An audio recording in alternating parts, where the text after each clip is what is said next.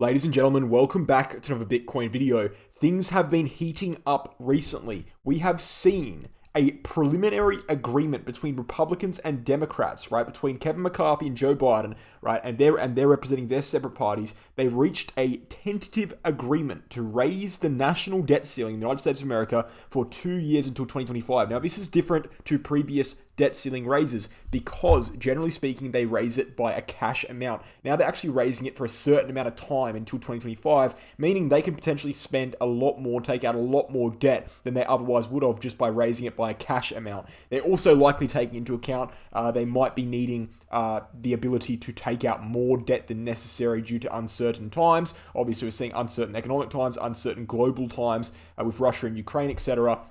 So it's interesting to see. Now, this deal has not actually been approved yet.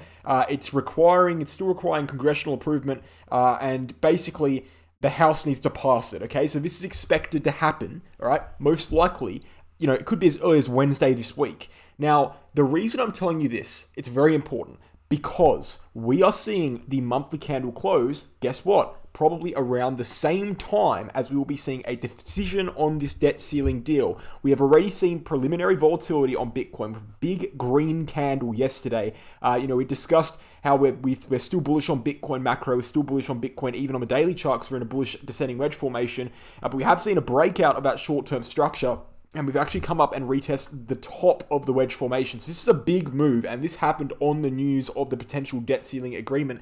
So the fact of the matter is, if that happened based on the news of potential debt ceiling agreement, we can only imagine what's going to happen when the actual agreement passes through. Or, we could only imagine, look, it might be a non-event, it might certainly be a big event. Now, it's been very good to see, okay, because Bitcoin has actually jumped back above the 21 EMA on the monthly chart at this point in time. We need to be closing above the 21 EMA on the monthly chart, and most importantly, we actually probably need to be closing, right, at the most, obviously at the least we close above 21, but at the most we want to be seeing a close above 29k and hence above the last candle's close, because if we don't, we will be seeing a bearish engulfing monthly candle, and we'll be seeing an evening star formation where we have a big green candle, a small red candle, or a small green candle, and then a red candle that follows. So in order to avoid two bearish candlestick formations in one stroke, okay, and the loss of and a rejection from a major red line that is acted as previous resistance in previous bear markets and bull markets, as you can see,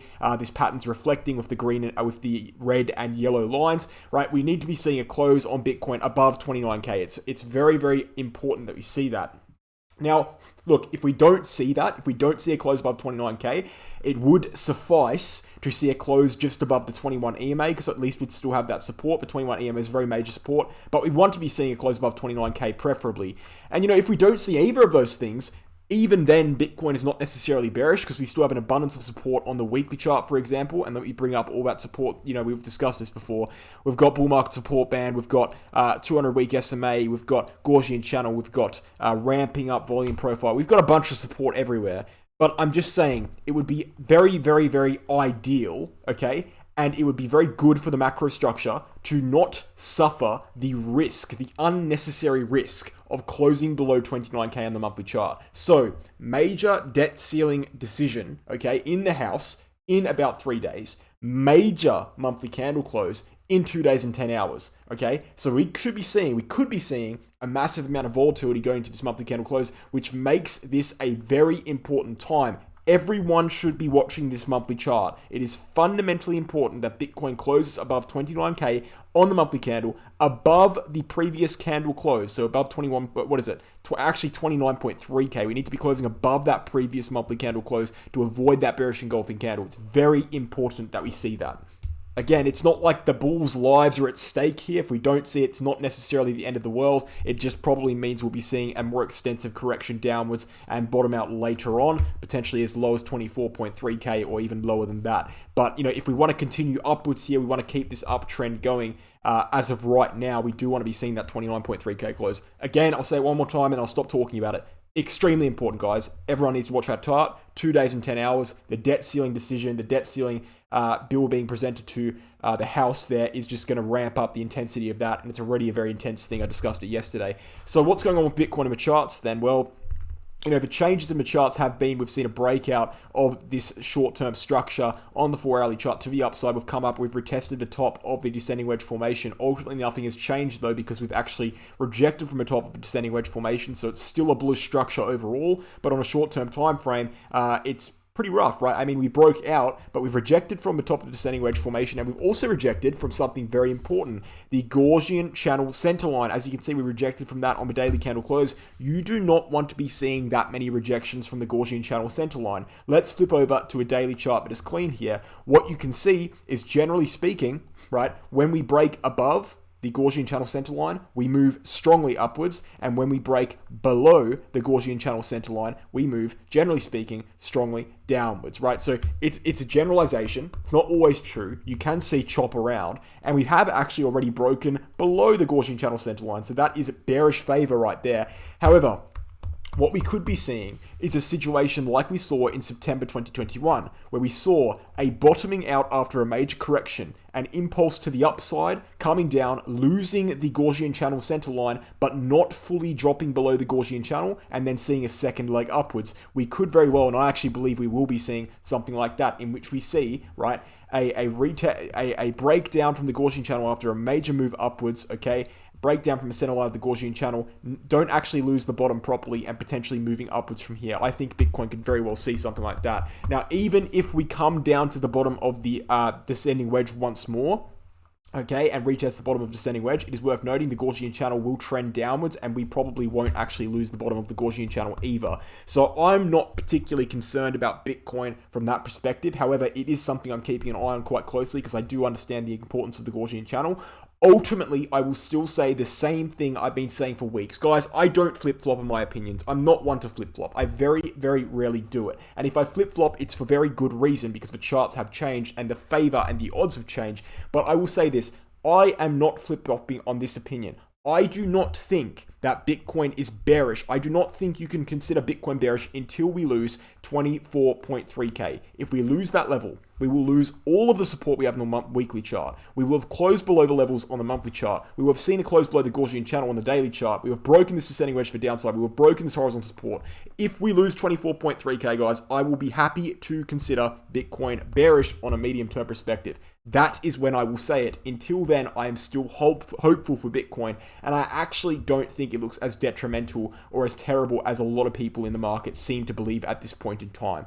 What can we see for Bitcoin over the next few days? Well, as I said, we need to be watching the monthly candle. On the short term, we have two options. We can move upwards and breach the Gaussian and break out of this descending wedge formation, hence securing a very good monthly candle close, or we can swing back to the bottom side of this wedge on Bitcoin and retest lower prices such as 25K and 24.3K, and that will secure a bad monthly candle close. Perhaps from there, we could potentially salvage the situation. We would have to wait and see and analyze it as it did occur. But ideally, we want to be seeing that monthly over 29K, guys. That is what we want to be seeing from an ideal perspective. Now, Ethereum has actually broken out of its descending wedge formation. That's good to see, because generally Ethereum foreshadows what's going to happen with Bitcoin in situations like this. So it's good to see Ethereum break out.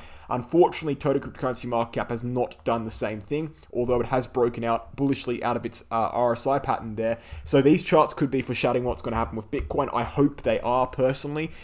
Just adding to the intensity of the situation, guys.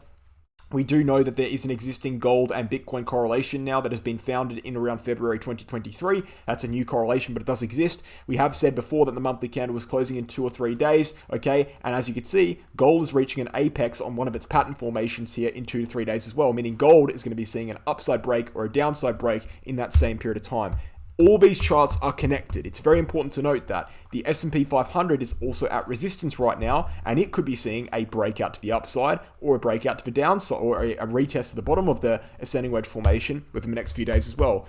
Everything is coming to a head. It is very important that we keep an eye on the charts over these next few days.